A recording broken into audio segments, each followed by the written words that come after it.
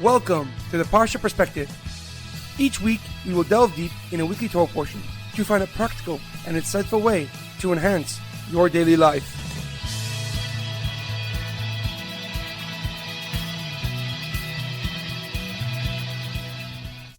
Thank you for tuning in. My name is Rabbi Shalom Yemini, and each week we will look into the weekly Torah portion to find practical and insightful ways to enhance your daily life. This week's Parsha Perspective is in honor of the immediate and speedy recovery of Daniel, Aaron, Moshe ben Ruth. May he and all those who need a Refuah Shlema experience it immediately. This week's Parsha Perspective is in loving memory of Fruma Bas Binyamim, Leah, Mintche of Yosef, Edward Ben Efraim, Shlomo Ben Edward, and Yirachmiel Daniel Ben Gedalia. May the souls be uplifted and may the memories be a blessing. This week's Torah portion is Parshas Emor, 2 ways to elevate. Our Parsha begins with many laws specifically pertaining to Kohanim, to priests in the Mishkan and in the Beis Mikdash. We begin with the law that is applicable till this very day. The commandment that a Kohen must remain Tahor, ritually pure at all times. He may not come in contact with a human corpse or attend funerals, with one exception.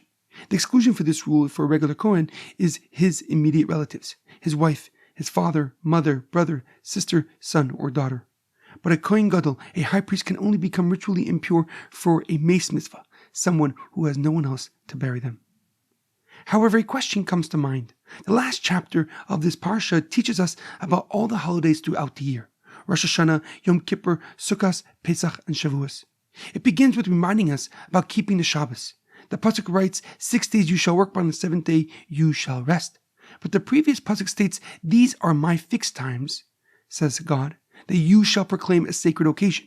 And since we sanctify the new month, we choose what day a holiday begins because it's connected to a date of the month, not a day of the week.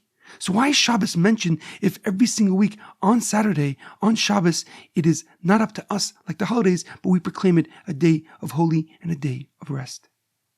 Rashi, Rav Shlomo Yitzchaki, the leading commentary on the Torah, gives a simple explanation.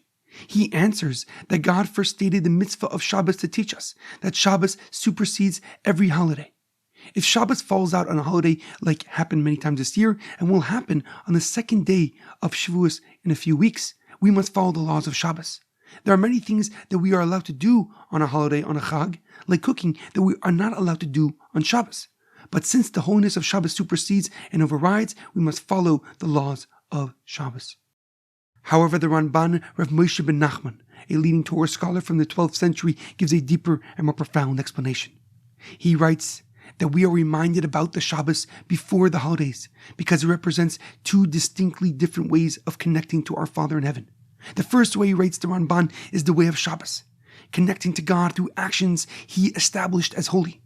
Like the Shabbos, a sanctified day of rest that will still be holy even during the times of Mashiach may be speedily in our days. Like the tefillin, creating a bond that links our hearts and minds with energy, holiness, and spirit. The second way, writes the Ramban, is like the Chagim, like the holidays, when we choose to develop, where we choose to expand our relationship with our Creator. And it is expanded through our everyday actions, like working on a business, being with friends, eating, sleeping, and so on. We can elevate ourselves by bringing God into the picture.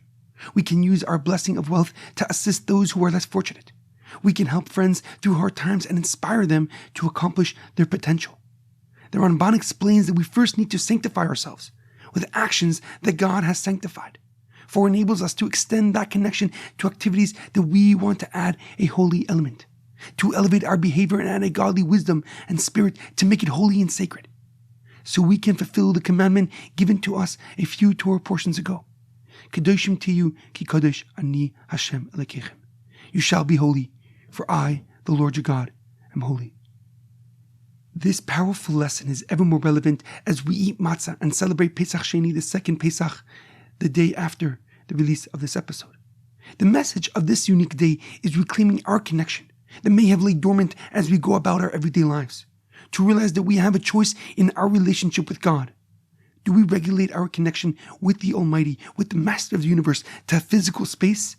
Or do we allow that connection to encompass our entire lives and sanctify animalistic behavior that may be natural, but not affixed to our nature? In our daily life, it is imperative to realize that our actions, our behaviors, reflect who we are and what we value. Every decision we make and every step we take sends a message to the world about our character. And as we get older, we realize that our behavior is not just what we do, but how we do it. The intention and the purpose behind our actions dictate the depth of our growth and development, or the opposite. Like giving charity with compassion, but recognizing that we are given a blessing to share with the world, until we truly realize and understand that we are not just individuals, but a part of one nation set aside by God to be His chosen people. There's a powerful quote from my Lord Jonathan Sacks. The real test of a society is not the absence of crisis, but whether we come out of them cynical or disillusioned, or strengthened by our rededication to high ideals. Have a great weekend and a good Shabbos.